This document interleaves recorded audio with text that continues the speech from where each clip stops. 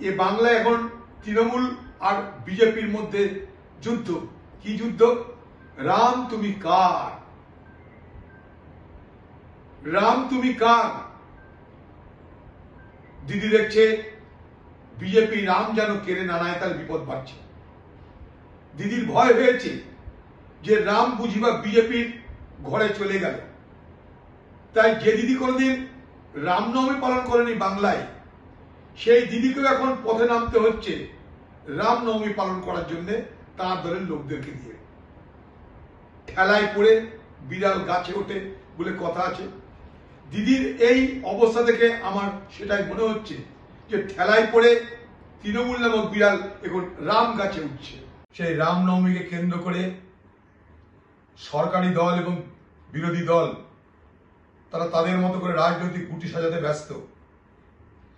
আমি শুধু বাংলার মানুষকে একটা কথা বলতে চাই যে আমরা রাম আর রহিমের মধ্যে কৃত্রিম ফারাক তৈরি করি। প্রকৃতপক্ষে রাম রহিমের মধ্যে কোনো ফারাক নেই। যে राम সেই रहीम,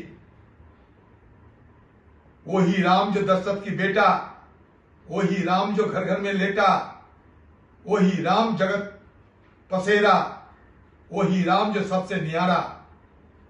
মনে রাখবেন, রাম জন্মভূমি রাম নবমীকে কেন্দ্র করে আমরা যেন কোনো সংকীর্ণতার দ্বারা প্রভাবিত না হই।